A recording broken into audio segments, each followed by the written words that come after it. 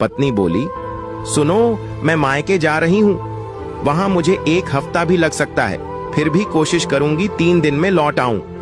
मगर तुम घर को गंदा मत करना, नहाने के बाद तौलिए को धोकर सुखा देना, कहीं भी मत फेंकना, और रसोई में बर्तन झूठे मत छोड़ना। सब्जी बनाओ तब मसाले के डिब्बों को गंदे हाथों से मत छूना। सिंक में पानी डालते रहना वरना बदबू देने लगेगा। टाइम पर नहा लेना, आलस मत करना। और दीपक चीढ़ कर गुस्से में बोला, तू ज्यादा ज्ञान मत दे, बच्चा नहीं हूं मैं, मुझे अपना ख्याल रखना आता है।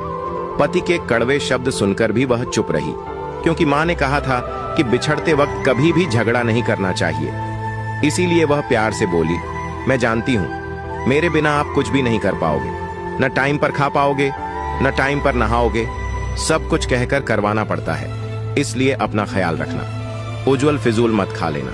दीपक और भी ज्यादा चिढ़ गया था, बोला, तुमसे शादी हुए 10 साल ही हुए हैं, उससे पहले भी मैं जिंदा था, तुम नहीं थी तब भी मैं नहाता था, खाता पीता भी था। अब तू ऐसा करना, 1 महीने बाद वापस आना, फिर देखना मैं जिंदा रहता हूं या नहीं। बात चुभने वाली थी, इसलिए वह चुप न रह सकी, बोली, उस वक्त तुम्हें संभालने के लिए तुम्हारी मां थी, अब मां नहीं है, अकेले रहोगे, इसलिए फिक्र होती है, और तुम्हारा कोई भरोसा नहीं है। तुम यहाँ फालतू के दोस्तों को इकट्ठा मत करना, मेरे कमरे को गंदा किया तो फिर देख लेना, बहुत बुरा होगा। कहते हुए अनिका की आंखों में आंसू आ गए। फिर वह दोनों बच्चों को लेकर बाहर खड़े ऑटो में बैठकर चली गई। उसके जाते ही दीपक खुद को हल्का फुल्का महसूस कर रहा था। 2 साल बाद वह इतने दिनों के लिए पीहर गई थी। पत्नी के जाने के बाद वह ऑफिस चला गया, मगर शाम को छुट्टी होते ही वह दोस्तों के साथ पार्टी करने चला गया। रात को लेट घर आया तब उसके कदम डगमगा रहे थे। घर में कोई रोकने टोकने वाला नहीं था, इस कारण उसने लिमिट से ज्यादा ले ली थी। वह बाहर ही खाना खा आया था ताकि रसोई गंदी ना हो और पत्नी की किचकिच ना सुननी पड़े।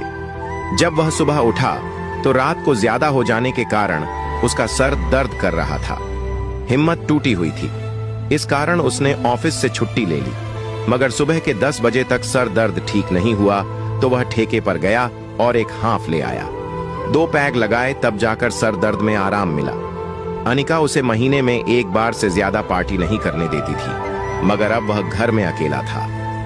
सर दर्द के बहाने 2 पैग लेने के बाद वह दिन में ही शुरू हो गया। भूख लगी तब बाहर से अंडे ले आया, रसोई में जाकर अंडों को उबाला। उस रसोई के जहां अंडे मांस ले जाना सख्त मना था।